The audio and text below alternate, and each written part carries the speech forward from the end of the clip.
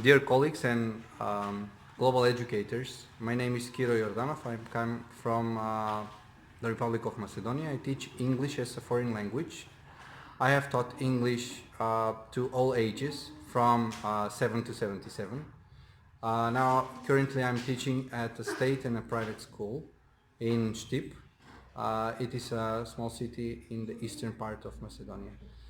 Today I want to talk to you about raising creativity in the students during learning or teaching English. What I've done for raising the level of creativity or using the creativity of the students is a topic called what if. So I asked the students to raise a question beginning with what if. It was an amazing project. Students were really creative, and you cannot even imagine how creative and what kind of topics they would start. Uh, I had topics like what if all the human beings were superhumans?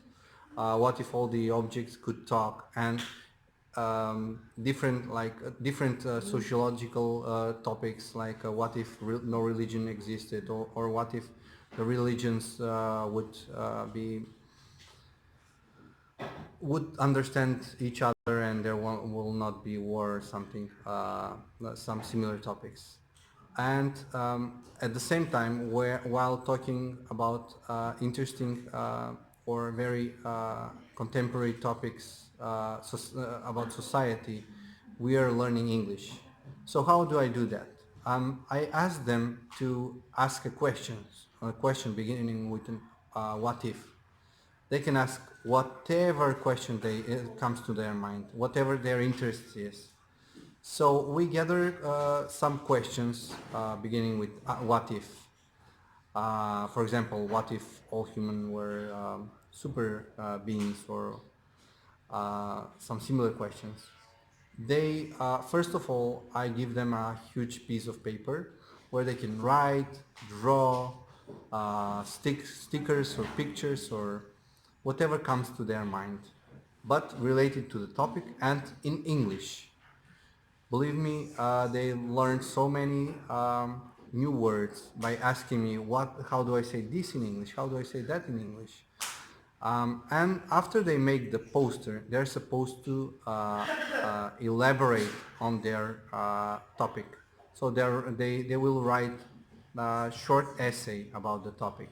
So depending on what level your students are, you can change, like writing an essay, writing a sentence, giving only words. You can change the way you teach it by using the what if questions. Usually the stronger students would do better, and the stronger students, this activity would be more appropriate with if you have stronger students. In the end, all the students present their projects, so they can work in groups, they can work on their own. It depends on the teacher, on the teacher's creativity or the need in the classroom, how you will do the lesson. It can be more than one lesson. It can be one unit. It all depends on the teacher and what your goal is. So in order to make creative lessons, you're supposed to be creative, think out of the box, and use whatever objects, use the students' interest, what is most importantly. This kind of teaching is student-centered teaching. At the same time, you're raising their creativity and you're using their curiosity. The name, I would say the name of this way of teaching is using teachers' imagination, using students' creativity, and it's called curiosity-based learning. I've heard that from an American teacher, American published teacher who came to my school, to my country, and worked with the students. I like this, and I'm using it as often as I can. I know that curricula many times do not allow you to work out of the box, to work out of your routine. But lacking like contemporary and interesting texts or interesting topics in our books, we have to use every single thing we can in order to make the lessons more creative, more interesting for the students. In case you have some more, let's say, technology in your classroom, I would recommend using Beluga. This is also a very interesting platform, beluga.org, and which enables you to connect with other students, with other teachers, with other countries, and raising their awareness, raising their curiosity most of all about the world in which they live, about the world of their peers, about learning at the same time English, because you have to make platform of that. I mean, you have to make a classroom on that platform, answer questions, and in that way, questions are in different topics. I would say like food, history, so on and so forth, where you answer the questions and at the same time learn English and learn about the world. Students can connect to their peers. Students can read their posts, read about their tradition, culture, and so on and so forth. So in case you have